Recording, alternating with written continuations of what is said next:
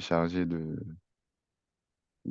tout reprendre. Alors, je suis très heureux, très honoré d'avoir ce moment d'échange avec vous dans le cadre euh, des masterclass de TGE. Alors, TGE, The Gospel Experience, je pense que déjà l'intitulé de l'association qui nous reçoit ce soir pose les bases, hein. On ne parlera que de gospel, mais également dans ses implications juridiques. Parce que malheureusement, euh, le gospel est rattaché à une mouvance religieuse.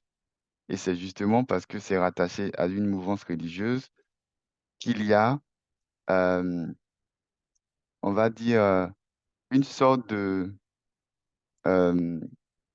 d'idées reçues, de mauvaises idées reçues ou d'idées mal reçues, qui a tendance à croire ou à faire croire que le monde religieux ou le monde du gospel est un monde, désolé de l'expression, de non-droit.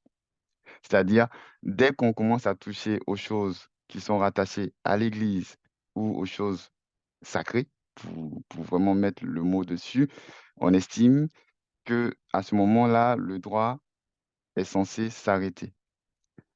Sauf que le droit s'applique partout, aussi bien dans le public que dans le privé et dans l'intimité du sacré, d'une certaine manière.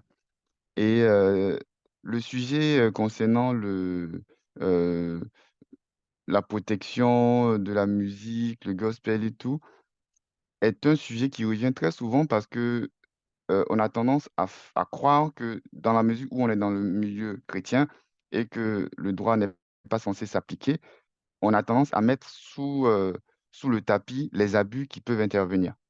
Et malheureusement, il y a beaucoup d'abus. Alors, le sujet que j'ai choisi de traiter, il n'est pas simple. Il n'est pas simple et, par la force des choses, mon intervention sera forcément provocatrice. Je vais forcément provoquer.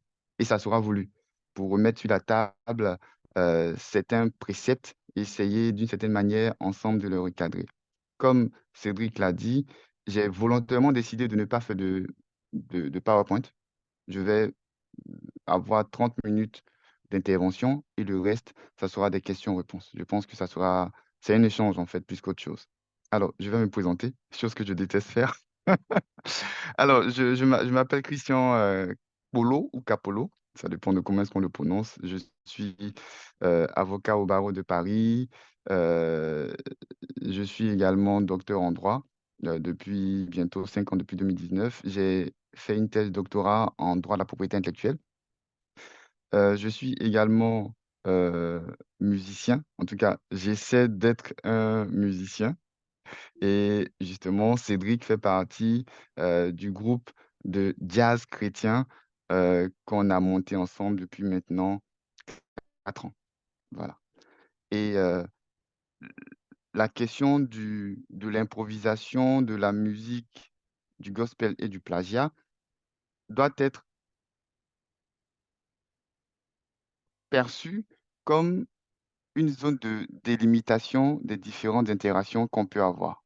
Alors, je vais commencer d'abord par définir les termes qui composent le sujet. On a improvisation, on a musique, on a gospel et on a plagiat. Sauf que je vais les définir dans le désordre. Je vais commencer par la musique. La musique, ça va de soi. C'est euh, une sorte de création qui est censée mettre en harmonie des notes, des sons, de la parole, pour que ça puisse être harmonieux à l'écoute, que le rendu soit harmonieux. Lorsqu'on parle d'harmonie, cela suppose qu'il y ait une démarche créative. Donc, une personne va décider de mettre des accords ici plutôt que là pour produire un son. Et c'est cet ensemble-là qui forme ce qu'on appelle la musique. Le gospel est un courant musical qui est d'une certaine manière, en fait, l'aboutissement de plusieurs centaines d'années de pratique musicale. Alors, pour comprendre le gospel, il faut partir très loin euh, dans l'histoire de la musique dite noire, notamment au temps de l'esclavage. Alors, on parle de gospel, mais en fait, le gospel vient de ce qu'on appelait à l'époque le Negro spiritual. Donc, lorsque les esclaves noirs africains se trouvaient dans les champs, ils n'avaient pas le droit de parler. Ils devaient travailler. Et comme ils n'avaient pas le droit de parler, ce qu'ils faisaient pour se donner quand même de la force, c'était ce qu'on appelle en fait, ce qu'on appelait des work songs, donc en fait des chants de travail pour se donner du courage. Et dans la mesure où leurs conditions étaient très, très, très défavorables ou tristes, le fait pour eux de se donner de la force leur permettait d'une certaine manière en fait de dominer leurs conditions d'esclaves et de pouvoir justement mettre en avant l'espoir que, d'une certaine façon, leur lutte pourrait leur permettre de pouvoir avoir par la suite. Euh, il se trouve que par la suite, ces sons qui sont d'une certaine manière rattachés à leurs conditions de vie a été, ont été rattachés également à quelque chose de plus matérialisable, à savoir des chants qui viennent finalement de la Bible, en fait. Donc, comme ils n'avaient pas la possibilité de parler, ce qu'ils faisaient, c'est ils rattachaient leurs conditions à, à ce qui était mis dans la Bible. Ils se disaient, nous avons affaire à une situation où on peut se projeter, on peut espérer, on peut décider justement de se dire, les choses vont aller mieux, on se donne de la force. Et au fur et à mesure qu'ils avançaient, ils ont commencé ces chants qui étaient assez bruts, assez basiques. Ces chants-là ont commencé plus ou moins à être encadrés. Et c'est là qu'on est arrivé à une sorte de raffinement qui a abouti au gospel. Et le gospel a son pendant non, on va dire,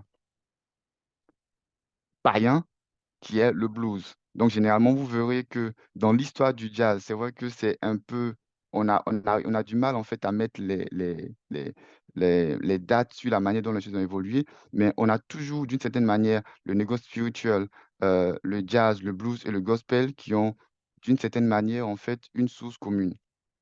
Et une chose qui est intéressante dans l'histoire du gospel, c'est que le gospel est rattaché à une expression spontanée de la façon dont les gens vivent leur situation.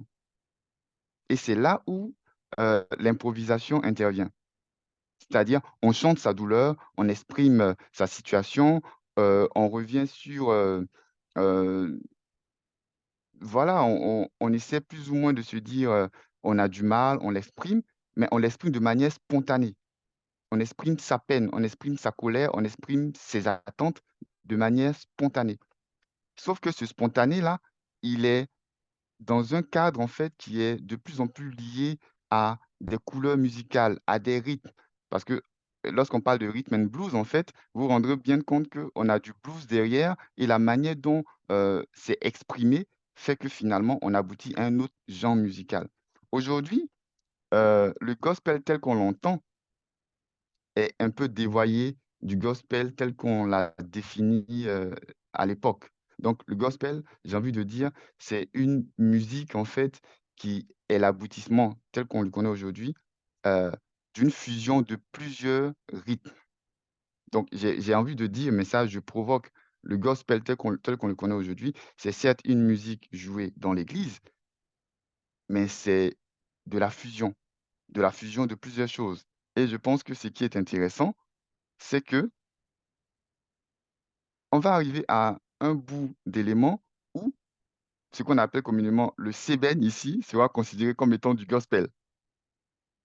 Donc, c'est une musique qui vient d'Afrique, mais qui reprend le cadre d'expression qui est le cadre religieux. On va avoir du chant pop-rock de Hillsong, mais qui, d'une certaine manière, à travers les compositions qui seront faites, auront la nature de gospel. Sauf que l'improvisation n'est pas l'apanage en fait du gospel. Voilà. C'est-à-dire, tous les chants improvisés ne sont pas nécessairement du gospel et le gospel n'est pas nécessairement une musique improvisée. L'improvisation arrive dans un moment bien spécifique de la composition, mais mais l'improvisation ne fait pas toute la musique gospel. Alors, une fois que j'ai fini de dire ça, la véritable question, c'est pourquoi restreindre ce que je suis en train de présenter comme problématique à l'improvisation et au gospel? Pour une raison simple, c'est que de plus en plus d'artistes dans le milieu gospel ont tendance, en fait, entre guillemets, à réutiliser des chansons qui ont déjà été exécutées dans plusieurs églises ou dans plusieurs événements religieux. Aujourd'hui, je suis convaincu que 75% de nos répertoires sont des chants dont on ne sait même pas la provenance. On les reprend, mais il nous serait impossible de nous dire ce chant-là vient de telle personne. Et la principale Non, mais difficulté qu'on a aujourd'hui, aujourd'hui la caméra en fait fait avec, ça. Non, non. avec euh, euh, le gospel dans son approche contemporaine, c'est qu'on a parfois du mal en fait à rattacher une musique qui est exécutée dans un cadre gospel, donc chrétien, à un auteur. Et comme on se dit, on n'arrive pas à rattacher cette chanson-là, cette musique-là, à un auteur, alors on peut l'utiliser sans forcément euh, demander une autorisation. Et c'est là où on va tomber sur la dernière définition de mon sujet, qui est le plagiat. Mais pour définir le plagiat, je vais d'abord définir le droit d'auteur. Et pour définir le droit d'auteur, je vais définir ce dans quoi ce cadre-là intervient. Donc, et accrochez-vous, ça va être un peu compliqué. Alors, là, pour le coup, maintenant, je commence par la fin. Je dis, que dit le droit d'auteur? Mais j'aurais pu être plus taquin. J'aurais pu dire, que dit la propriété intellectuelle? Ou que dit le droit de la propriété intellectuelle? Parce que finalement, le droit d'auteur, en fait, est une branche de ce qu'on désigne comme étant le droit de la propriété intellectuelle. Le droit de la propriété intellectuelle, c'est un domaine du droit qui est chargé d'encadrer tout ce qui est création de l'esprit. Donc, c'est un droit qui va se charger, c'est un droit qui va se charger justement de se dire tout ce qui émane de l'activité intellectuelle humaine sera régi par certains droits, par certaines obligations, par certains principes, par certaines exceptions. Et dans le droit de la propriété intellectuelle, on a deux principales branches. On a d'une part le droit de la propriété industrielle qui s'occupe aux créations industrielles. Donc, dans le droit de la propriété industrielle, on aura le droit des brevets, le droit des marques, le droit des dessins et modèles. Donc, tout simplement, là, vous êtes devant votre ordinateur ou devant votre smartphone. C'est l'exemple le plus intéressant que je peux prendre que je peux utiliser pour vous présenter la propriété industrielle. Donc, par exemple, là, j'ai mon téléphone. Alors, ce téléphone-là, il constitue un concentré de propriété industrielle, dans la mesure où vous avez un brevet qui sera dans cet appareil-là, donc il y aura des brevets. Vous aurez une marque, donc la marque du téléphone, qui est Samsung, Sony, Apple. Vous aurez un dessin et modèle, donc la forme de l'appareil peut être déposée à titre de dessin et modèle. Voilà. Donc ça, c'est la partie industrielle, en fait. Donc, on va se dire, c'est la partie carré, la partie développement, innovation. Et dans dans une autre grande branche, on a ce qu'on appelle le droit de la propriété littéraire et artistique, qu'on appelle couramment le droit d'auteur. Donc, le droit d'auteur, ou le droit à la propriété littéraire artistique, c'est la branche de la propriété intellectuelle qui va s'attacher à la protection des œuvres de l'esprit. Donc, c'est la partie un peu chantée, un peu dansante pensée, un peu réflexion, mais, mais relax par rapport à ce que j'ai cité tout à l'heure. Et là où ça va être compliqué, et je vais commencer à préciser les choses, c'est que dans le droit de la propriété littéraire artistique, il y a deux sous-branches. Il y a d'une part le droit d'auteur pur et dur qui va s'occuper du droit, désolé, de l'auteur, de celui qui est auteur de la chanson que vous allez entendre ou du livre que vous allez lire, mais là, vu qu'on a parlé de musique, donc on va se rester dans la chanson. Et d'une autre partie, on a les droits voisins du droit d'auteur. Donc, le droit voisin ou les droits voisins du droit d'auteur, ce sont tous ceux qui n'ont pas conçu la chanson que vous écoutez, mais dont le travail est utile pour que la chanson que vous écoutez puisse vous parvenir. Et au niveau du droit des droits voisins, on a par exemple l'artiste-interprète, qui n'est pas un auteur, qui peut être l'auteur, mais qui n'est pas l'auteur. Donc, vous avez l'artiste-interprète, qui est un droit voisin au droit d'auteur. Vous avez le droit du producteur, donc celui qui va financer l'album, la chanson que vous écoutez. Et il y a également le droit du producteur également, donc producteur de phonogramme, mais également producteur de vidéogramme. Également, il y a un droit spécifique en matière d'œuvres audiovisuelles. D'accord? Donc, quand j'ai fini de poser ça, je vais encore plus loin. Lorsque vous prenez la définition que j'ai donnée tout à l'heure du droit d'auteur ou de la propriété intellectuelle, je vous ai dit que c'est un droit dans lequel il y a des règles qui vont venir encadrer l'utilisation de l'œuvre. Alors, quand on parle de droit d'auteur, le droit d'auteur a, on va dire, deux éléments très intéressants. D'une part, une partie qui permet à celui qui a créé son œuvre de pouvoir en vivre, et d'un autre côté, une partie qui lui permet de pouvoir avoir une sorte de reconnaissance de sa personnalité dans la création de cette œuvre-là.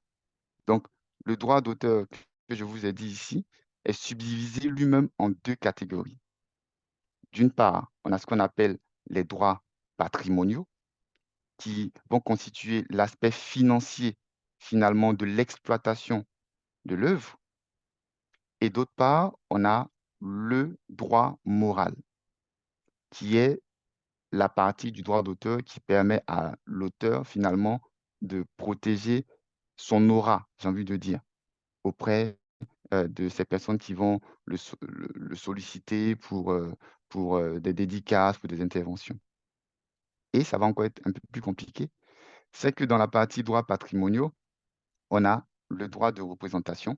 Donc, si vous voulez, par exemple, que une chanson soit représentée, donc exécutée physiquement par des personnes, vous devez avoir une autorisation. Le droit le droit patrimonial implique aussi le droit de reproduction. Ça veut dire, si vous voulez, par exemple, dupliquer l'album de quelqu'un, c'est ce droit-là qui est rattaché à cela. Le droit de communication au public. Donc, permettre à ce que l'œuvre, en fait, puisse euh, être communiquée à tout le monde. Et puis, il y a le droit de traduction. Si finalement on a affaire à une œuvre avec des paroles. Et ça, je pense que dans le milieu gospel, il y a beaucoup de musiques en fait qui ont été importées des États-Unis, qui ont été traduites pour les faire correspondre justement au public francophone. Donc ça, c'est la partie droit patrimoniaux. Et la partie droit moral, c'est la partie justement qui permet à un auteur de dire, je veux que mon nom soit cité lorsque l'œuvre passe. Donc, il y a le droit de paternité, en vertu duquel on doit préciser le nom de l'auteur.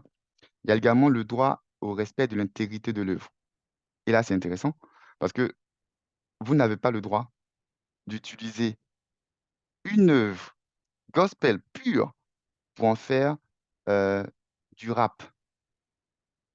Parce que ça peut justement remettre en question la manière dont l'auteur original de l'œuvre, en fait, l'auteur originaire de l'œuvre, en fait, conçu sa chose.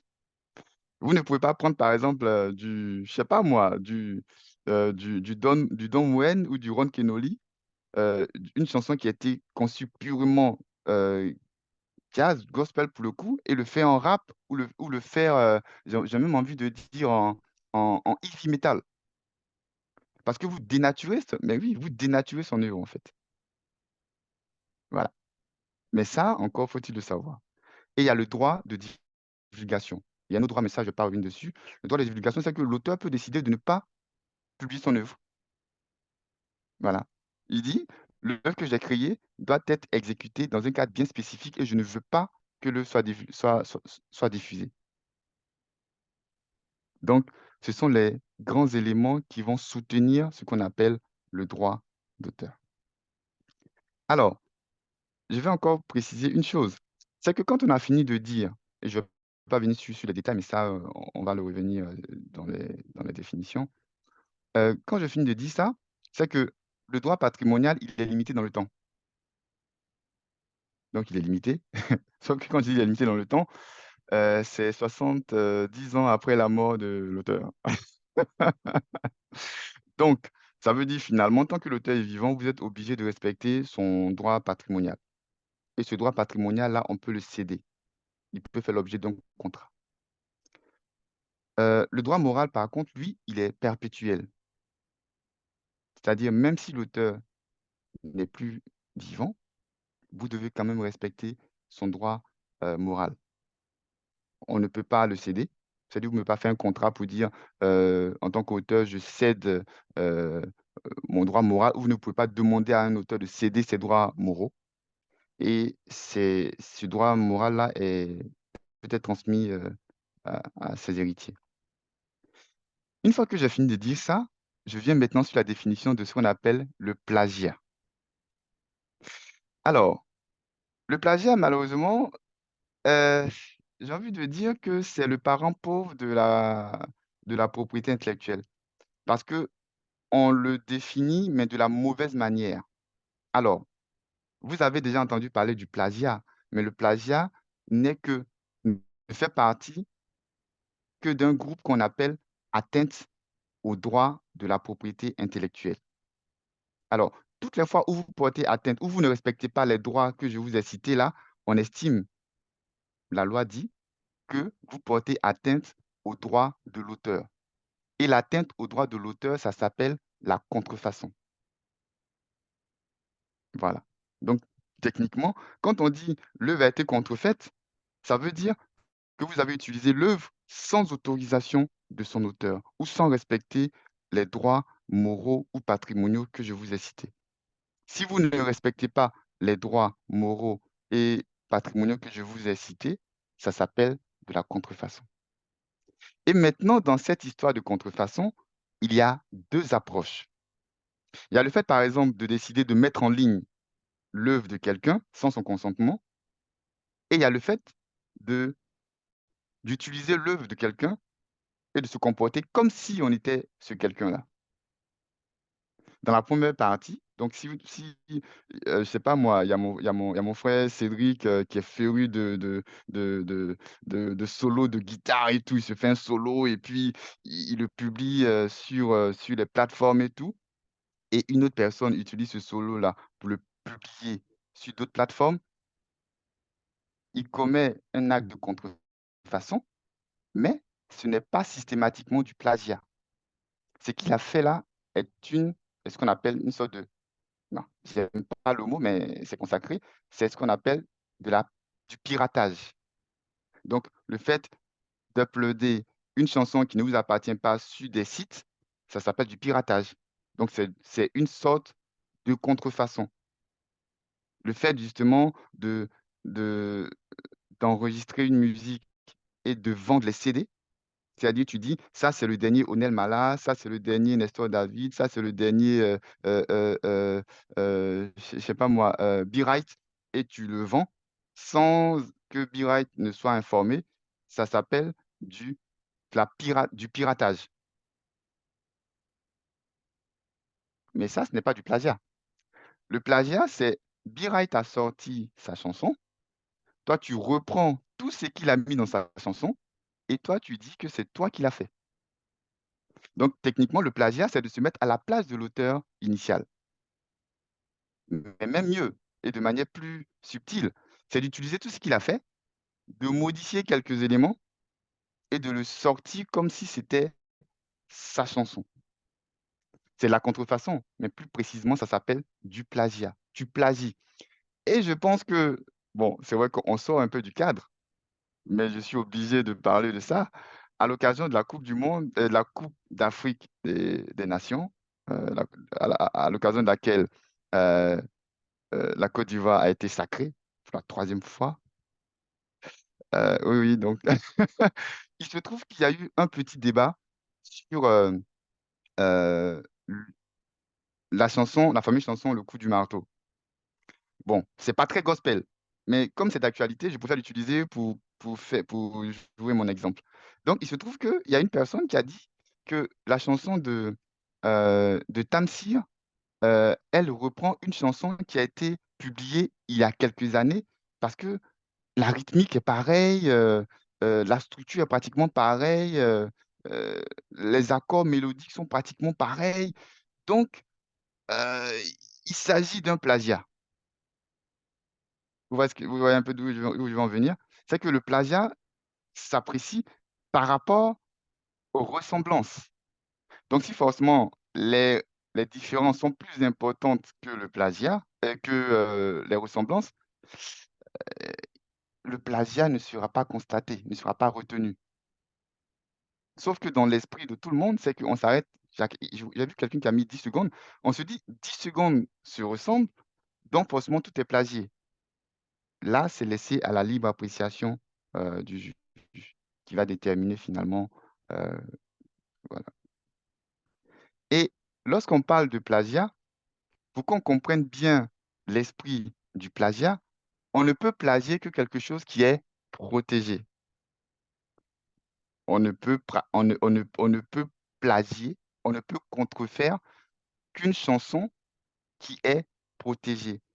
Or, pour qu'une chanson soit protégée, il faut qu'elle remplisse des critères. Et ces critères, il y a deux critères, mais en fait, il y a un critère qui est acté et il y a un autre critère qui vient soutenir. Pour qu'une chanson soit protégée, pour qu'une chanson soit considérée comme protégée du point de vue de la propriété intellectuelle, du droit d'auteur, il faut que cette chanson-là soit originale. C'est pourquoi vous verrez qu'il s'agit d'une œuvre originale, c'est-à-dire c'est la personnalité de l'auteur qui s'exprime dans cette chanson-là. Il y a un débat hein, au niveau de l'originalité. Il y a l'originalité d'un point de vue absolu, c'est-à-dire, mais ça, les puristes de la propriété intellectuelle qui sont connectés ils vont certainement bondir quand je vais dire ça, mais je prends le risque. C'est que quand on parle d'originalité, on part du principe que l'œuvre, elle est originale parce qu'elle n'a jamais été faite auparavant. Mais ça, il s'agit d'un critère que je ne veux pas vous évoquer parce que ça fait débat. Donc, une œuvre originale, c'est une œuvre en fait qui sort de nulle part, j'ai envie de dire. Donc, qui sort de l'esprit de celui qui l'a créé et qui est empreinte de sa personnalité. Et le second, le second critère, c'est le critère de la fixation. Pour que l'œuvre soit protégée, il faut qu'elle puisse être fixée. Ça signifie quoi? Si vous sifflotez votre air dans votre douche et que personne n'est présent euh, pour mettre le doigt dessus, vous ne pouvez pas dire qu'en fait que votre œuvre est protégée. En fait, c'est même pas une œuvre. Parce qu'il n'y a rien qui prouve que vous l'avez faite de vous-même et que par la suite, en fait, vous pourrez l'opposer à d'autres personnes. Donc, techniquement, le critère de la fixation de l'œuvre, en fait, c'est plus un critère, pour ma part, c'est plus un critère de preuve que de validité même de l'œuvre. Parce que un droit, il ne vaut que parce que vous pouvez le prouver. Si vous avez fait votre solo dans votre douche et que vous l'avez enregistré nulle part, qu'il n'y a pas de possibilité de caractériser la date à laquelle ce solo-là est intervenu, il n'y a pas de droit. Et à partir du moment où on vous dit que l'œuvre doit être originale pour être protégée, on revient à ce que j'ai évoqué dans ma première phrase, l'improvisation. Si on parle d'improvisation, cela signifie que c'est une expression spontanée de ce qu'on ressent au moment où on joue. Sauf que, cette expression spontanée-là peut revenir ce qu'on appelle des réminiscences. C'est-à-dire, on peut avoir entendu l'air quelque part, mais on ne sait pas où est-ce qu'on l'a entendu et heu, on l'utilise en fait pour créer finalement notre, notre chanson et ce que je dis là n'est pas un détail parce que d'où on tire les éléments de son improvisation, ça peut être son imagination, mais ça peut être également un fond commun. Vous vous rendrez très bien compte que pratiquement tous les pianistes jazz ont les mêmes progressions d'accords. Donc peut-on improviser sur des progressions d'accords qui sont connues de tous? Peut-on improviser sur un fond sur lequel en tout cas dans lequel en fait tout le monde vient puiser un peu de sa créativité? N'oubliez pas que le gospel vient d'abord en fait, de chants spontanés. Sauf que ces chants spontanés-là sont entonnés par un ensemble de personnes qui elles-mêmes vont le transmettre à d'autres personnes et qui finalement ne nous permettent pas de pouvoir identifier, à qui appartient finalement, cette chanson-là. Et là, on revient à la problématique du plagiat dans le milieu gospel. À partir du moment où tout le monde dans le gospel a la même progression d'accords, a la même spontanéité, a la même façon de faire, peut-on dire qu'il y a plagiat si on part en fait, heu, de l'utilisation d'un fond commun, musical? D'ailleurs, j'ai même envie d'aller plus loin. J'ai cru voir, un concert d'une artiste, hem, que je ne citerai pas le dont je ne citerai pas le nom et mais je pense que vous saurez tous de qui il s'agit. Pendant ces concerts, en fait, elle parle en langue. Donc forcément, comme elle parle en langue, heu, elle n'a pas anticipé. Sauf que quand on voit la reproduction ou la représentation qui est faite de sa chanson, il y a des personnes qui réutilisent son parler en langue pratiquement, j'ai envie de dire, à la couleur près. Peut-on parler là de plagiat ou pas? Alors, ce qui va se passer, c'est que le plagiat, il est acté dès lors qu'on arrive à prouver que l'œuvre est originale, que la personne qui se prévaut de du statut d'auteur peut valablement revendiquer la paternité de cette œuvre-là et à rebours, arriver à dire que la personne qui utilise ces différents éléments-là, heu, n'est pas en mesure de contrecarrer ce qu'on appelle sa présomption de titularité. C'est une question de preuve, hein. D'ailleurs, heu, j'ai bien envie de revenir sur un élément très intéressant qui concerne le folklore musical chrétien et je vais vous prendre un exemple qui va certainement vous parler. Il y a quelques années, à l'occasion d'une compétition, hem, de foot, il avait été confié à une artiste très connue, heu, le travail de conception de la chanson officielle de la cérémonie, de la compétition et elle a conçu la chanson. La chanson était très dansante, donc on pouvait danser cette chanson-là de plusieurs manières et on se rend compte que quelqu'un dit: «Mais en fait, mais cette chanson-là, elle appartient à un autre groupe, hein, le Waka Waka», dont il s'agit pour ne pas le citer. Et pour sa défense, elle disait: «Ah non, mais le Waka Waka, moi je pensais qu'il appartenait à un folklore en fait, que c'est ça c'était l'identité africaine». Sauf que non en fait. Ça appartient à un artiste en fait qui est connu et comme ça appartient à un artiste qu'on peut identifier, heu, l'argument du folklore ne tient plus et c'est à ce moment-là qu'on arrive dans les migraines, des artistes gospel. La chanson qu'il reprend, la mélodie qu'il réutilise. Est-ce qu'elle est identifiable systématiquement à un auteur, à une date bien spécifique qui intervient avant la date à laquelle lui il a repris la chanson? ou est-ce que ça apparaît dans ce qu'on appelle, ce que je considère comme étant le folklore chrétien, dans lequel tout le monde peut aller puiser quelque chose? Si on arrive à démontrer que la chanson en question est identifiée, est rattachable à un auteur, alors forcément il y a plagiat.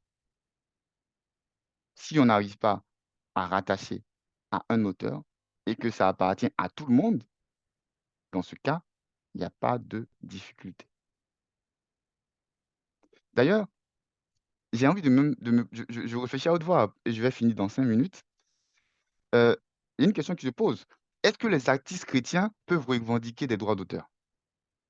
Parce que ça, c'est une vraie question. On se dit: on est dans l'église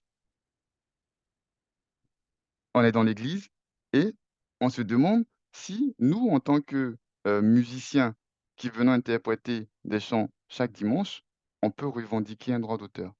À l'inverse, l'église ou les congrégations religieuses doivent-elles verser des droits d'auteur aux musiciens qui interviennent dans leurs églises? Et ça, on va y répondre à l'occasion des débats. Une autre question qui se pose également, c'est le cas dans lequel est utilisée la musique. Alors, le droit d'auteur est tellement bien bâti que, en parallèle de toute la hiérarchie de droits, d'obligations que je vous ai citées, le droit d'auteur permet des cadres dans lesquels il ne va systématiquement pas s'appliquer. C'est ce qu'on appelle des exceptions. Si vous utilisez de la musique dans un cadre dit familial, vous n'avez pas en fait à demander, d'autorisation à l'auteur. Si vous l'utilisez dans un cadre pédagogique, vous n'avez pas à demander, l'autorisation. Donc il y a une liste comme ça de cadres dans lesquels l'utilisation de ces musiques-là ne sont pas problématiques. Donc on ne pourra pas parler de plagiat si, vous faites une représentation dans votre maison et puis vous reprenez une chanson et puis vous dites: «Bon, que c'est vous qui l'avez». Bon, je veux dire, il y a aucun intérêt à dire que vous l'avez créé alors que c'est pas vrai. Mais si vous le faites dans un cadre qui est prévu par la loi, dans ce cas, vous n'avez pas enfreint, les droits de l'auteur. Une autre chose également qui doit être mise en avant, c'est qu'il y a l'auteur, mais l'auteur peut se faire aider de plusieurs personnes. On peut avoir un auteur simple, on peut avoir plusieurs personnes qui se mettent ensemble pour créer une chanson. Là, en ce moment, on parle d'œuvres de collaboration. Vous avez beaucoup entendu parler des featuring. Donc, les featuring, en fait, ça dépend de comment est-ce on les conçoit. Soit c'est 2 personnes qui ont décidé ensemble de créer une chanson. Dans ce cadre-là, la chanson appartient à ces 2 personnes. Soit il peut s'agir d'une personne qui intervient juste pour, on va dire, soutenir intellectuellement ou moralement un auteur, sans en revendiquer la paternité. Mais là où le bas blesse, c'est que le principe avec le droit d'auteur, c'est que l'œuvre appartient à celui sous le nom duquel, elle est publiée. Donc forcément, si le morceau en lui-même met en avant le fait qu'un auteur se soit allié à un autre auteur pour produire, alors forcément, vous vous rendez compte que, ces 2 personnes-là sont auteurs de l'œuvre. Donc ça, c'est au niveau de l'auteur. On vous parle d'auteur, compositeur, d'artiste, interprète et tout. Je vais clarifier les choses. Alors l'auteur, c'est celui qui crée. Donc ça peut être celui qui compose la musique, on parle d'auteur-compositeur, ça peut être celui qui écrit les paroles. L'auteur qui compose la musique peut ne pas être celui qui chante. Celui qui interprète la musique, il n'est pas auteur, il est artiste-interprète. Donc il y a une nuance. Sauf que la première personne qui vient à vous, c'est la personne en fait qui exprime l'œuvre qui a été composée. Mais à partir du moment où son nom ne figure pas sur l'album, elle n'est pas auteur, elle est artiste-interprète. Donc un artiste-interprète, justement, ça peut être un artiste, une personne qui reprend les standards du gospel et du blues, donc des chansons qui ne lui appartiennent pas, mais qui les interprète. Et forcément, pour le faire, il faut qu'elle ait eu l'autorisation de des auteurs qui ont conçu, en fait, ces différentes chansons-là. à côté des auteurs et des artistes, on a les producteurs. Et malheureusement, c'est là où le problème va se passer. C'est que les producteurs, ce sont les personnes qui décident de, de l'investissement financier que va nécessiter la, la, la réalisation d'un album. Donc, les artistes ont besoin des auteurs et ils ont besoin également des producteurs. Donc, à partir du moment où il y a le producteur en lui-même, s'il il décide d'utiliser l'œuvre de l'artiste sans son accord, il commet un acte dit de plagiat parce qu'il se met à la place de l'artiste. Donc, en principe, tout cela est censé être encadré par un contrat. Mais si le contrat n'est pas respecté, vous vous rendrez très bien compte que le producteur qui n'a pas respecté le droit de l'artiste peut basculer aussi bien sous le couvert du plagiat que sous le couvert euh, de l'autre partie qui est du piratage, mais ça, c'est autre chose. Voilà.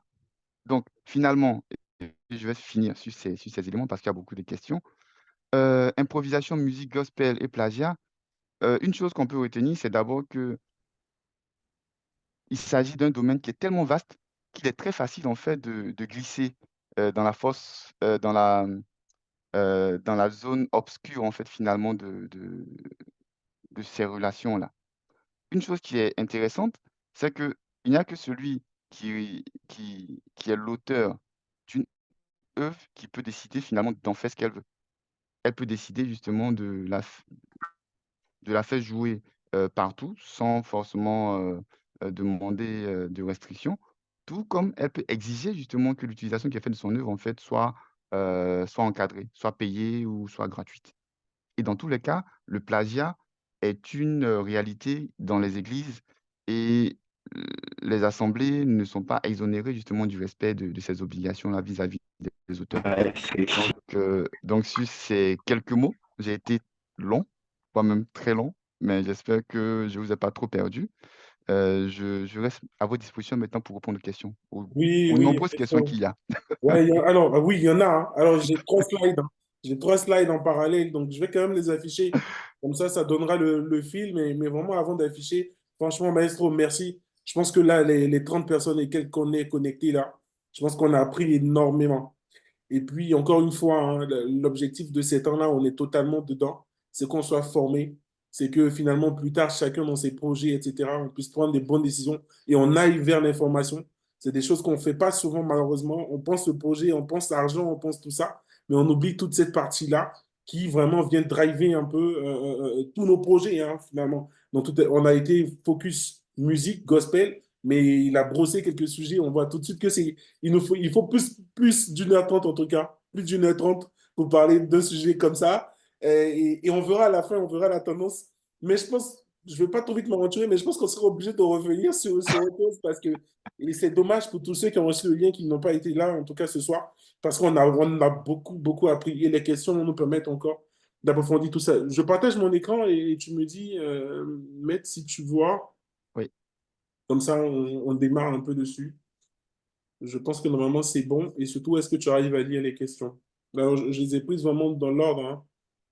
Euh, Est-ce que c'est bon? Est-ce j'ai, est-ce que tu vois déjà ma j'ai, feuille euh, alors, moi, j'ai mon écran qui, qui déconne? non, ça fonctionne, mais j'ai mon, attends, ah oui, je vais enlever, c'est ma barre d'affichage. Exactement. Voilà, super, c'est bon.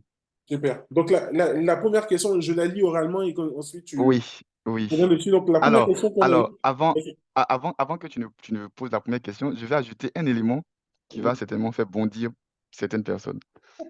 Avant que tu ne poses la question. Vas-y. Alors, il faut bien comprendre une chose, c'est qu'il y a un principe en matière de droit d'auteur, c'est que l'œuvre est créée, l'œuvre est protégée du simple fait de sa création.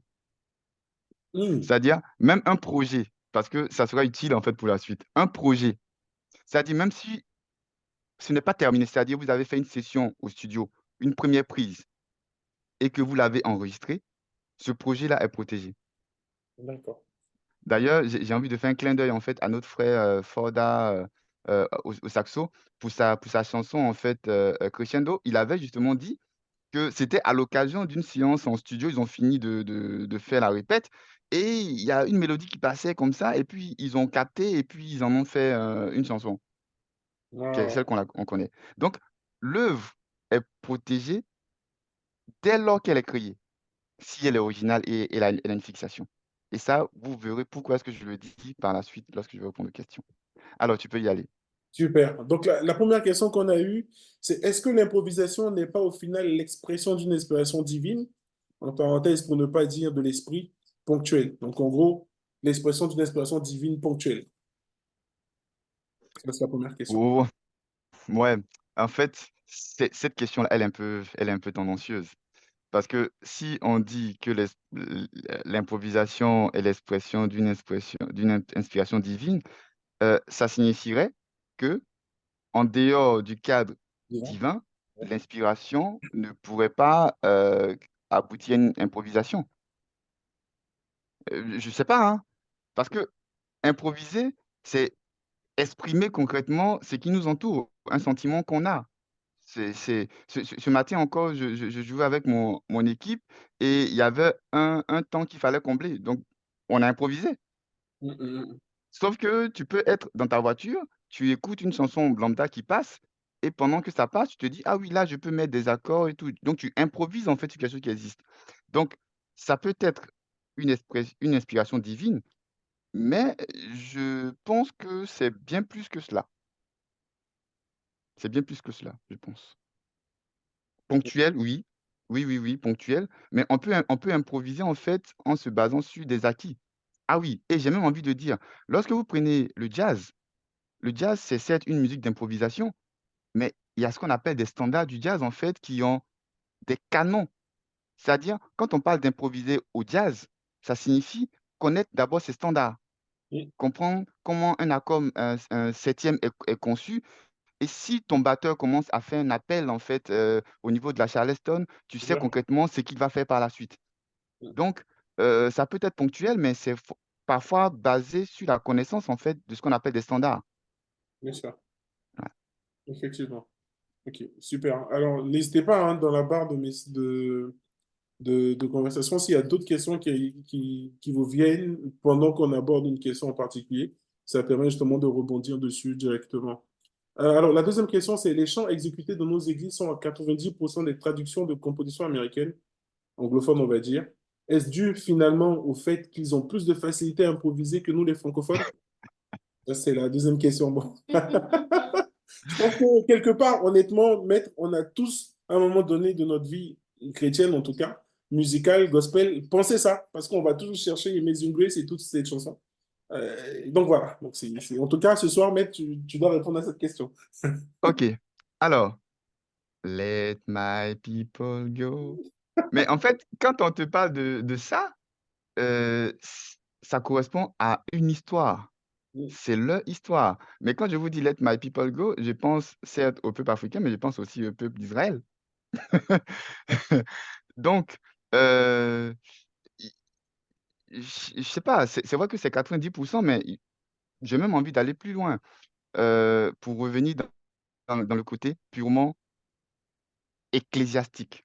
Désolé, je vais baisser un peu ma cape d'avocat pour revenir sur celle de alors, c'est justement parce que pour ceux qui savent de quoi il s'agit, le réveil d'Azusa Street. Ouais. Dans les congrégations religieuses, en fait, il y a plusieurs courants et je ne veux pas tous vous les citer. Il y a les courants orthodoxes, des courants méthodistes et des courants pentecôtistes. Et dans nos églises, et quand il dit dans nos églises, je suppose qu'il parle des églises à tendance africaine.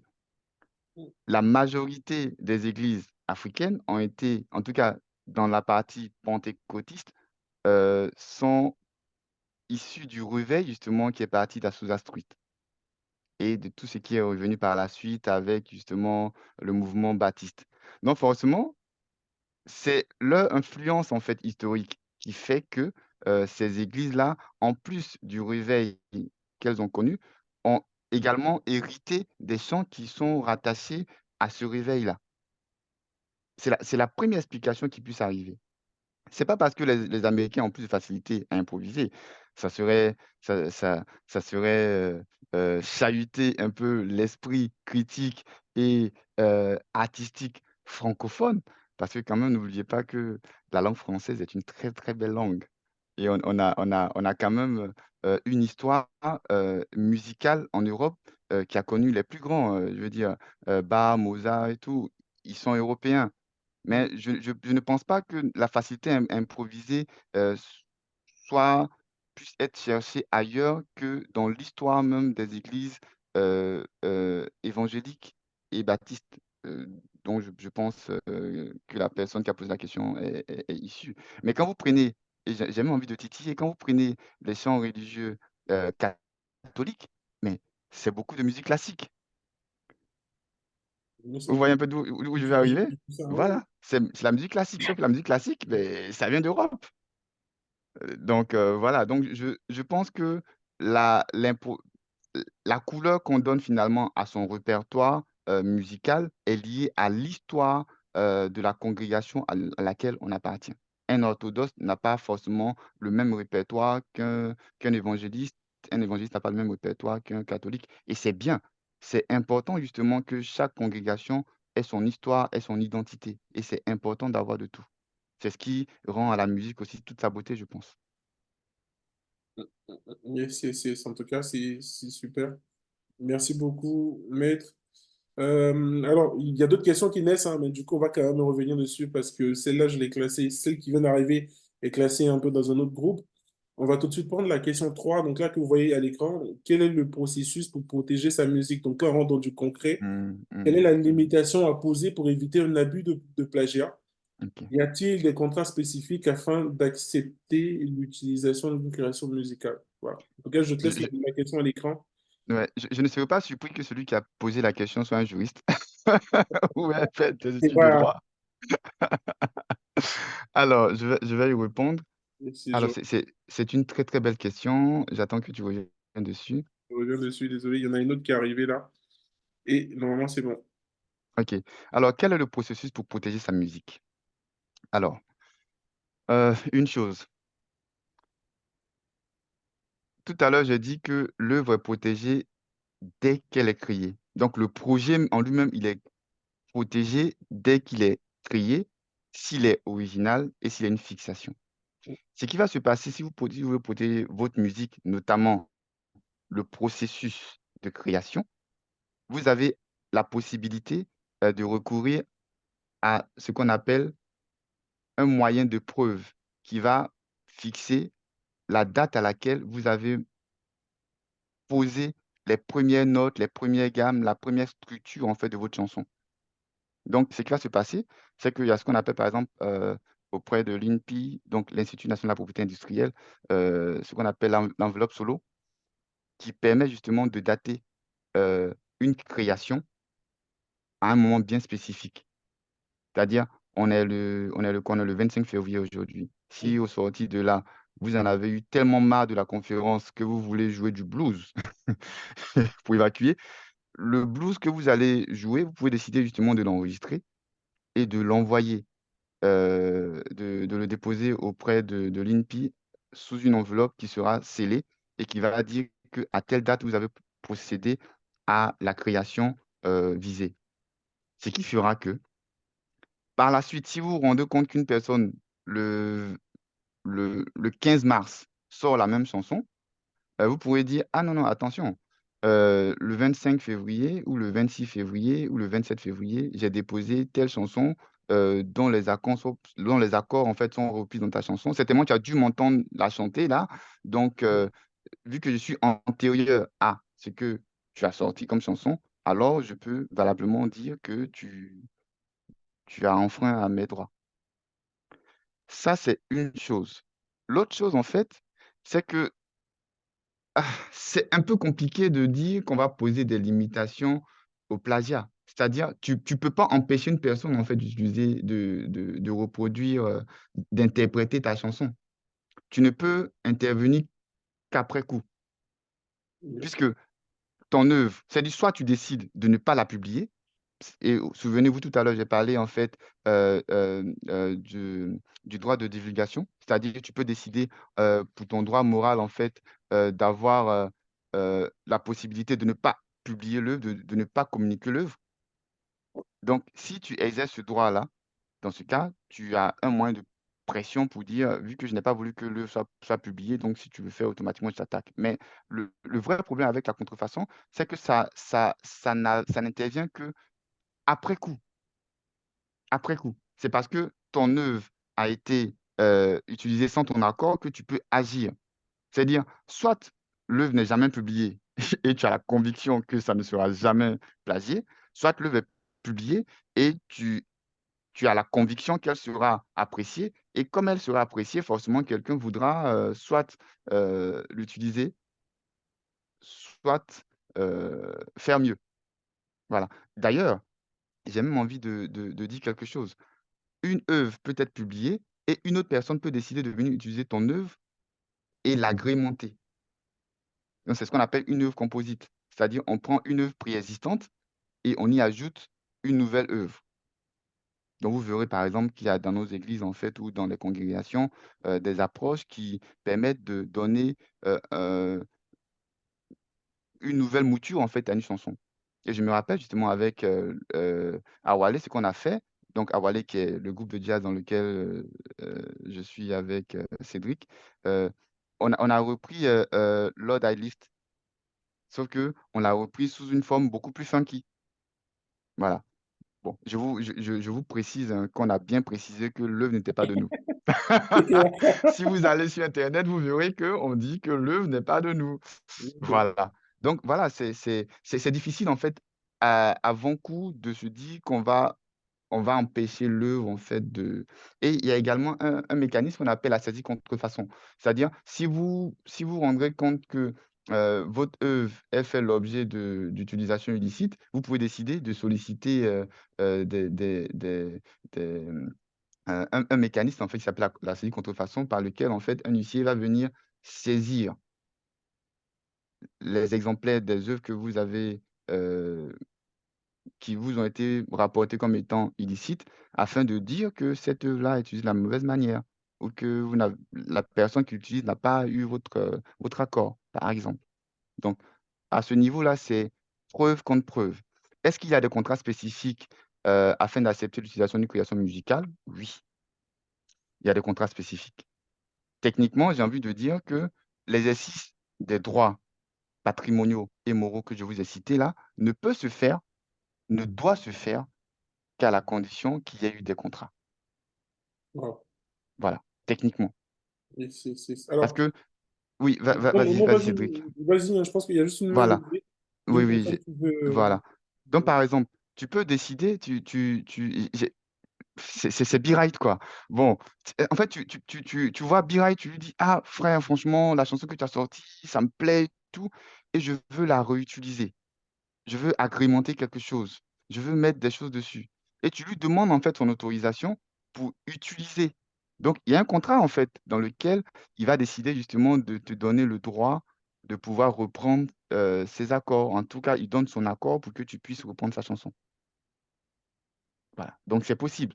Mais dans ce genre de situation, il faut être en mesure de pouvoir identifier l'auteur de l'œuvre que tu souhaites, utiliser et puis arriver finalement à obtenir son consentement. Si tu veux le faire en dehors du cadre, des exceptions et des limitations que j'ai évoquées tout à l'heure.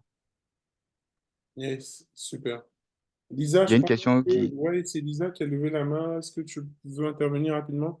Oui, bonjour à tous. Merci, maître, pour la formation. C'est très enrichissant. Euh, oui, tu as parlé de possibilité de protéger l'œuvre à l'INPI oui. en précisant et en Non, apportant des non, preuves. je vais corriger rapidement. On ne OK, protège pas l'œuvre parce que l'œuvre, elle est censée être protégée dès qu'elle est créée et qu'elle est originale. OK, L'INP, en fait, c'est pour marquer la date à laquelle ton œuvre a été créée. Pour qu'en d'accord. cas de contestation, là, par exemple, tu sors d'ici, tu- la confiance t'a tellement assommé que tu dis, tu te fais un café ou un thé et tu vas commencer à fredonner quelque chose, tu l'enregistres sur ton téléphone, tu dis, ah, comme ça, c'est top, je l'envoie dans ma boîte mail et puis je le mets sur un CD et tu le déposes à l'INPI. Si tu le déposes à l'INPI, l'INPI ne constate pas l'originalité. L'INPI n'a pas l'autorité, en fait, pour faire ça, puisque techniquement, elle est créée, protégée parce qu'elle est originale et fixée. L'INPI ne fait que dire, à telle date, Lisa a déposé telle œuvre, qu'elle soit originale ou pas, en tout cas, elle a déposé à telle date. Ce qui fait que toi, Lisa, dès que tu as cette œuvre-là datée à tel moment, au cas où toi, tu es convaincu que l'œuvre que tu as créée, en fait, elle est de toi. C'est-à-dire que ce soit de manière improvisée ou de manière, je sais pas moi, voulue, mais en tout cas, tu as créé quelque chose, en fait, qui, de ton point de vue, euh, est original. Donc, tu Mhm. estimes qu'à telle date, c'est toi qui es l'auteur de cette œuvre-là et qui n'a aucune autorité dessus. Et l'INPI ne fait que figer la date à laquelle tu viens lui dire que tu as créé quelque chose, sans revenir dans le détail de si c'est original ou pas. L'INPI n'a pas à s'intéresser à ça. Par la suite, c'est le fait que tu as déposé ça. Si dans 2 mois, une personne vient te dire, ou tu entends passer à la radio, ou je sais pas moi, lors d'un- d'une exécution publique, une œuvre en fait, ou une musique qui reprend ce que toi tu as fait, tu te dis, bon, déjà, comment c'est possible que cette personne reprenne les mêmes éléments que moi? Et donc, comme ça me, ça touche à mon œuvre, alors je vais lui dire déjà, attention, comment ça s'est passé pour que tu reprennes ça.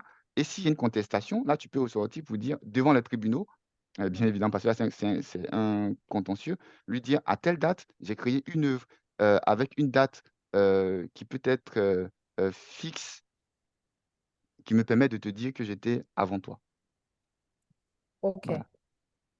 Alors, Et donc, maître, si tu me permets. Oups, Oui, désolé. oui, oui, vas-y. je termine rapidement. Et donc, au final, quelle est la différence entre le fait de marquer la date ou bien d'aller voir l'INPI pour marquer la date à laquelle on a produit l'œuvre et le fait de déclarer l'œuvre à la SACEM? Alors, c'est une très belle question. L'œuvre à la SACEM, en fait, la déclaration qui est faite à la SACEM, c'est un organisme dit de gestion collective des droits d'auteur Mhm. en matière musicale. La SACEM, en fait, son travail, c'est d'aller recueillir les droits que ta chanson aura générés en étant diffusée sur le streaming, en étant diffusée à la radio, en étant diffusée à la télévision. Chaque diffusion de ta chanson fait l'objet d'une redevance. Donc, la SACEM, en fait, est un organisme, en fait, qui est chargé de recueillir les versements qui sont faits à l'occasion de l'utilisation de ta chanson. C'est ça le rôle de la SACEM. Donc, si par exemple, tu as sorti combien? Deux albums, deux singles, je sais plus, c'est quoi, deux singles? En principe, Ouais. tu es censé être déclaré auprès d'une société dite de gestion collective des droits d'auteur, Mhm. notamment la SACEM, ou si c'est Abidjan, le Burida, l'équivalent de la SACEM. Et le Burida ou la SACEM se charge de recueillir les redevances qui sont rattachées à l'exploitation commerciale de ton œuvre.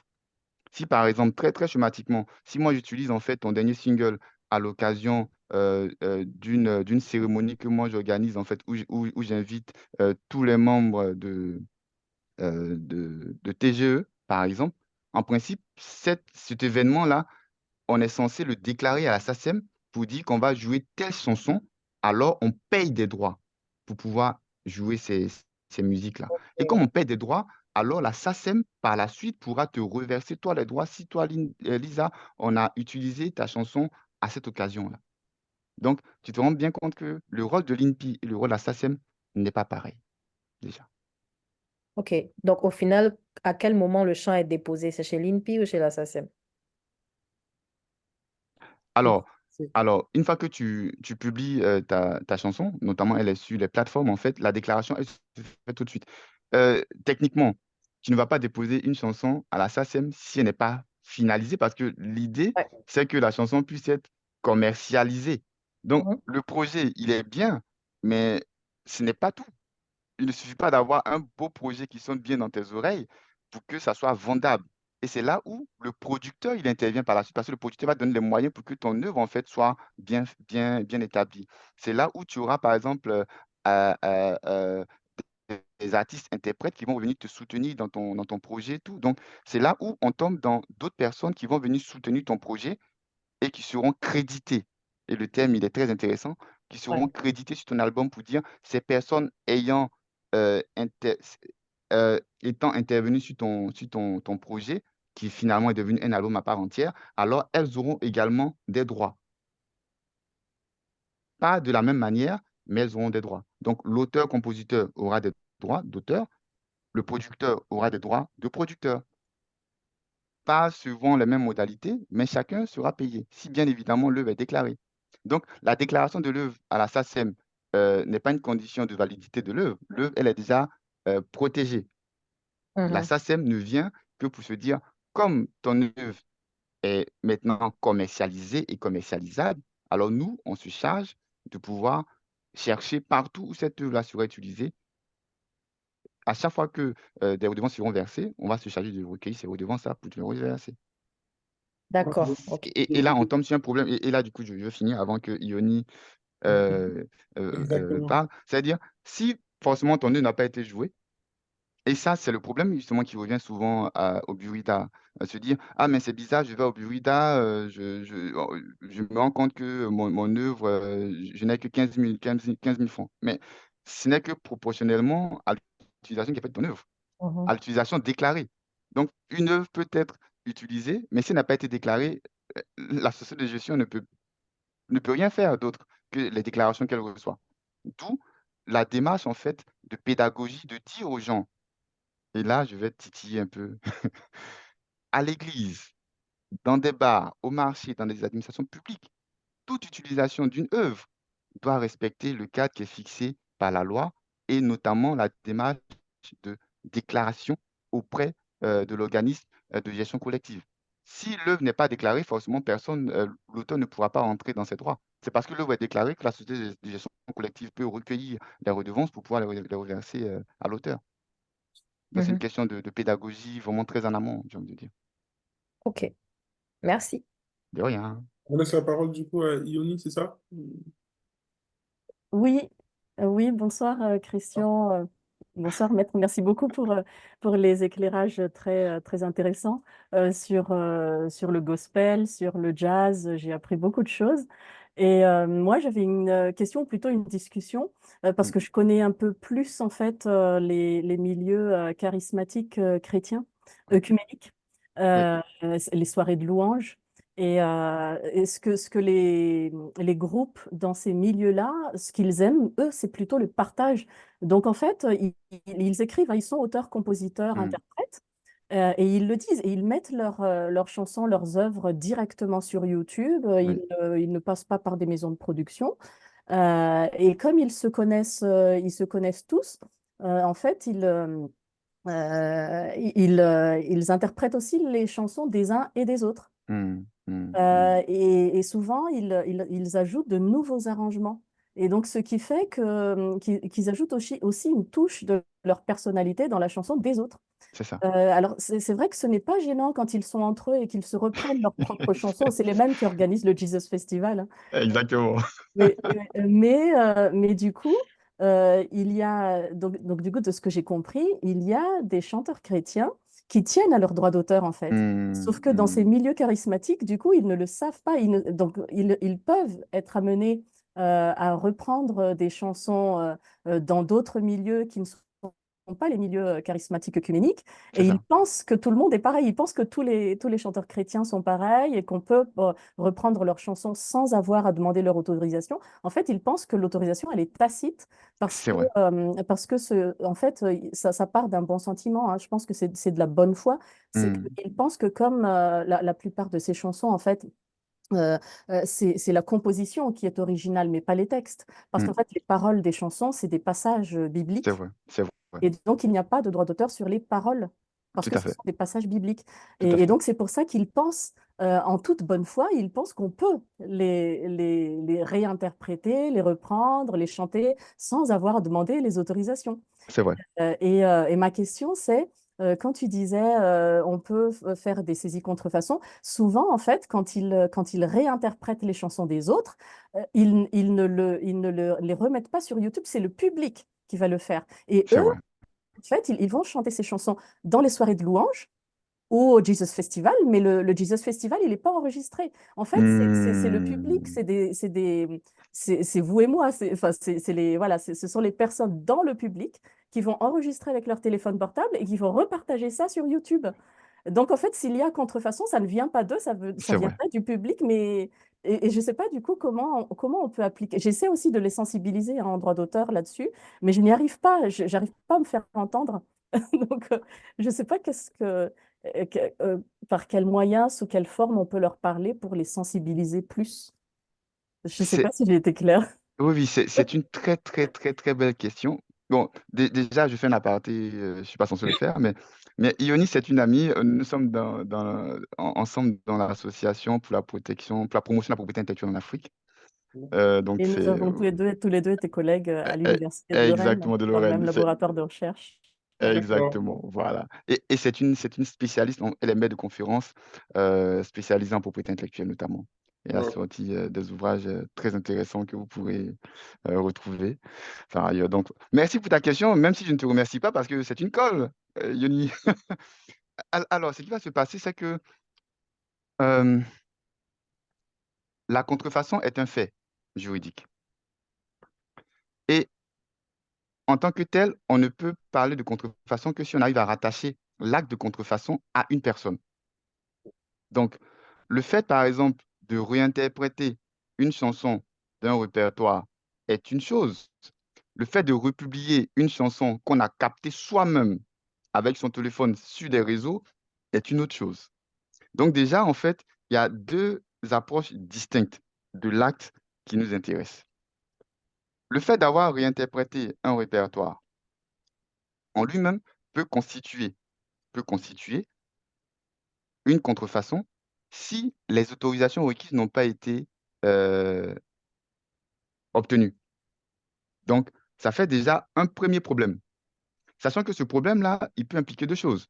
Il faut d'abord qu'on arrive à démontrer que l'exécution qui est faite n'est pas illicite, c'est-à-dire qu'il s'agit d'une exécution qui a été faite dans un cadre spécifique, que la déclaration auprès de la SACEM de pouvoir exécuter publiquement le répertoire, parce que ça peut être ça aussi, c'est-à-dire on a un répertoire qu'on a déjà visé et qu'on va exécuter, donc on le déclare à la SACEM. Dès lors qu'il y a eu cette déclaration-là, pour le coup, il n'y a plus de contrefaçon. Même si la personne décide de venir reprendre le chant de quelqu'un euh, et elle exécute tellement bien qu'on a l'impression que c'est sa chanson, mais dans les faits, ce n'est pas sa chanson. Et comme la déclaration a eu lieu, alors il n'y a pas de contrefaçon.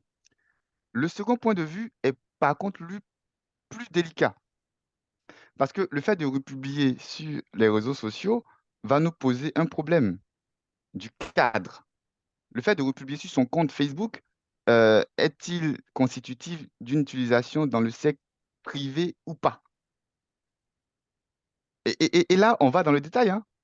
Moi, par exemple, sur Facebook, généralement, quand je publie des choses, je ne le publie qu'à mes amis. Je m'arrange vraiment à préciser que c'est seules les personnes de mon cercle restreint verront. Mais si j'ai un cercle restreint qui fait 400 personnes, on n'est plus vraiment en famille, en fait. Vous voyez? Et d'ailleurs, c'est là où c'est intéressant. Euh, je ne suis pas censé le dire, mais je vais le dire. C'est que moi, j'adore le jazz.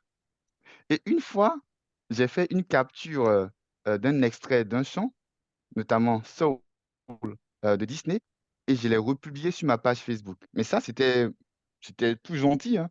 Sauf que quand j'ai republié, il fallait que cette expérience-là arrive pour que je réponde à ta question, Yoni. Et je republie en fait l'extrait de ce film-là de Disney, et je reçois quelques minutes après une information qui me dit Disney a reconnu, en tout cas, les algorithmes de Facebook ont reconnu que l'œuvre que vous avez republiée porte atteinte à des droits d'auteur. Soit on autorise la publication sans le son, et là, pour le coup, il n'y a pas d'atteinte, soit vous retirez la publication. Si vous maintenez l'autorisation, la publication, alors l'auteur des droits pourra vous poursuivre.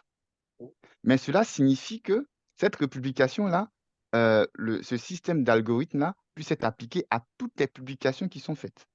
Et là, c'est impossible. D'où la nécessité de revenir sur la première base, qui est la pédagogie. Se dire, si vous utilisez la musique de quelqu'un, euh, vous, vous repartagez, c'est gentil, mais prenez le soin de préciser que cette musique-là n'est pas de vous et que vous ne le faites qu'à titre amical. Mais ça, du point de vue de la loi, c'est-à-dire, si le travail de la personne est de republier 10 000 vidéos chaque année, ce n'est plus dans un cadre amical, hein, j'ai envie de dire. Puisque finalement, la personne va vouloir, on va dire, utiliser les vues qui seront faites de cette publication-là pour engranger, pour monétiser en fait finalement les choses. Donc, tu vois, c'est un peu tendancieux. Et malheureusement, dans la mesure où on ne peut pas fliquer toutes les republications qui se font, on a tendance à se dire, on ne poursuit pas. Mais on peut avoir un auteur qui est tatillon pour se dire, toutes les publications qui seront refaites, moi je poursuis. Donc, la sanction, elle est virtuelle, mais encore faut-il arriver à démontrer il y a une mauvaise foi, bon, sachant que la mauvaise foi, elle va de soi en matière de contrefaçon. Donc, voilà. Mais c'est vrai que c'est un vrai sujet. C'est un vrai sujet, finalement. Oui, J'espère avoir répondu à la question, hein. si je peux me permettre de reprendre un peu la main. Désolé, il y a l'heure qui passe. Oui, malheureusement. Malheureusement, malheureusement, on se rend compte que ce sujet-là, je pense que c'est limite une journée ou un colloque qu'il faut qu'on organise. Il y a même d'autres personnes qui doivent se déconnecter et tout ça. Donc, je pense que ce sujet-là, il faudra mettre qu'on arrive à retrouver une autre date pour pouvoir essayer justement de répondre au maximum de questions. Je pense qu'on n'aura pas l'occasion, malheureusement, ce soir, de tout passer en revue, hein, parce il y a énormément de questions. Hmm, Et pendant que justement, il y avait l'échange, notamment avec Yoni et Lisa, j'ai eu aussi notamment à l'esprit de faire intervenir, pourquoi pas, une personne qui travaille à la SACEM, un producteur de musique, voilà. Pour que, au fait, on arrive à couvrir l'ensemble de ces sujets de manière hmm, macro, hmm, toujours avec ta présence à mettre, mais pour que vraiment ça, en tout cas, de notre petite fenêtre, qu'on puisse apporter un peu plus d'éclairage sur tous ces sujets-là qui, nous, en tout cas, avec Gospel Experience, pour être dans la musique, pour organiser des concerts aussi, on a été confronté à énormément de sujets pareils. Et donc, on sait que c'est super important et ça a sa place totalement, justement, dans cette économie, on va dire, musicale, gospel précisément, qui naît aujourd'hui, en tout cas, qui existe en France, en Afrique et même aux États-Unis. Donc, hmm. on va prendre à la volée, hein, maître. Là, je te laisse regarder les deux dernières questions sur cette slide. Il y a une autre OK. slide, il y a encore deux slides, je pense que tu vois à côté remplis. On va prendre que deux questions, malheureusement. On va terminer sur les deux questions et on verra comment on s'organise par la suite. OK. Voilà. Alors, une chose déjà, c'est que je précise que je vais négocier âprement avec Cédric pour qu'on puisse avoir une deuxième partie parce que malheureusement, je veux pouvoir répondre à toutes tes questions. Donc, on va Exact. se refaire une autre partie dans un mois ou deux. Mais bon, on va commencer d'abord par les questions posées. Et n'hésitez pas à envoyer un message pour poser vos questions par la suite et on va y répondre lors de la prochaine C'est séance, ça, session. on va avoir le même format. Après, tous ceux qui ont les mails vont avoir un Ouais. mail avec un formulaire pour avoir aussi vos retours sur l'organisation, etc. Pour mieux cadrer les choses, avoir vraiment des questions, on va dire, par groupe de famille. Donc, comme ça, il pourra anticiper un peu tout ça et derrière, ça nous permettra d'avoir des temps beaucoup plus pratiques et concrets. Voilà. Donc, mais là, on a une autre slide. On va prendre une question par slide. Donc, il nous OK. reste les deux slides. Donc là, je te laisse les lire un peu quand même, les parcourir un peu rapidement et OK. prendre un peu celle qui te... Voilà. Et on fera la même chose sur la slide 4. Ah là là. Ah, c'est compliqué de choisir. Alors, OK, tu reviens sur la 2. Yes, pardon, je reviens dessus. Dans quelles sont les conditions pour faire une reprise légale d'un chant déjà déclaré à SACEM? Reprise légale, bonne question. Alors, j'ai envie de dire de manière très terre à terre, une reprise légale implique le respect des droits moraux. Ça veut rien dire. Mais ça veut dire, techniquement, si tu veux reprendre une chanson, la première des choses, c'est de demander l'autorisation de celui qui a créé la chanson. Et on a la chance aujourd'hui, justement, sur la page de la SACEM, d'avoir toutes les informations concernant l'auteur et tout. Donc, si tu veux reprendre une chanson que tu n'arrives pas à avoir les informations relatives à l'auteur, tu peux soit aller à la SACEM pour demander ses coordonnées, soit sur les réseaux sociaux, demander à entrer en contact avec son producteur et puis, ou avec l'auteur directement. Mais à partir du moment où la chanson a été déclarée à SACEM, c'est que techniquement, son auteur, il est au taquet en matière de protection. Il sait concrètement ce qu'il fait et il souhaite que ses droits soient respectés. Voilà. Donc, la condition, c'est de faire la démarche pour obtenir l'autorisation. Et si l'autorisation, on ne l'a pas, il faut au moins essayer à minima euh, de citer justement celui qu'on reprend. Voilà. De vraiment au moins entretenir sa paternité, quoi, son nom et tout ça.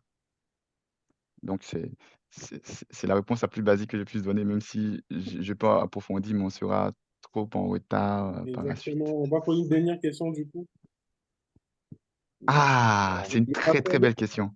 Ah, tu veux, du coup, on prend la dernière, celle-là? Ouais, on va prendre la dernière et après, les deux slides, on va y répondre la prochaine fois. Alors, ceux qui traduisent doivent-ils payer un droit d'auteur ou demander expressément l'autorisation? Les églises doivent-elles payer des droits d'auteur à chaque exécution d'un chant traduit? C'est une très belle question. Tout à l'heure, je vous ai dit que dans le droit patrimonial, il y a le droit de traduction. Ça veut dire que tu dois demander l'autorisation de traduire et tu dois être en mesure justement de déclarer la traduction, l'utilisation que tu fais de cette traduction-là. En fait, c'est deux droits différents, hein. C'est-à-dire, tu peux décider de demander une autorisation pour exécuter la musique, mais également une autorisation pour traduire. Et même pour projeter en fait les paroles d'un son, tu dois pouvoir préciser que la chanson, elle appartient à tel. Parce que quand on interprète la chanson lors des offices, on ne vient pas, on dit, bon, on va vous chanter une chanson de Ilson qui a été écrite en 1900. Non, on est tout de suite dans l'action. Donc l'idée, c'est qu'en amont, et c'est là où on doit mobiliser les équipes techniques, se dire, toutes les chansons qui seront exécutées à tel office doivent être marquées du nom de leur auteur, compositeur, de l'album dont ils ont été issus, dont ils sont issus, de l'année. Et c'est important, il faut le faire à chaque fois. Idem pour la traduction. La traduction doit nécessiter une autorisation. D'où la nécessité justement de se dire, tout le répertoire qu'on est censé exécuter le dimanche, on est censé avoir en fait une autorisation de la SACEM. Parce que c'est une communication publique. Ah oui, je sais que ça fait bondir, mais bon. Justement, parce que dans les autres questions, ce qui est souvent revenu, il nous reste deux Ouais. minutes, mais ce qui est souvent revenu, c'est quel est le cas du caractère justement privé au public de l'église, de la salle, du lieu dans lequel on se met? Est-ce que c'est C'est, privé, c'est, finalement, l'église, ou est-ce que c'est L'église, public? l'église en fait, non, mais ce que tu poses comme question est très intéressante parce que si on parle du culte du dimanche, ce n'est absolument pas privé. Par contre, une cellule de prière de quelques membres, une cellule de quartier, là, par contre, le caractère, il est différent. Tu vois? En fait, c'est une même, deux situations, deux problématiques. Mm. Donc voilà. Waouh, waouh, waouh. Et, et c'est la même chose hein, lorsqu'on décide, par exemple, de revendre des livres. Je veux dire, si le pasteur, il écrit son livre et qu'il le vend, il ne voudra jamais, en tout cas, moi, je suis convaincu, s'il a produit, en fait, son livre, il a édité son livre, il a payé pour que son livre puisse être édité, derrière, sans forcément vouloir s'enrichir sur le livre, il va vouloir à minima, justement, que les fonds qu'il a injectés pour l'édition du livre puissent rentrer. Bien sûr. Donc, si un dimanche après, il y vient et il se rend compte qu'il y a deux, trois frères qui ont des copies de son livre et il dit, ah, pasteur, bon, j'ai photocopié ton livre, mais il faut me le dédicacer.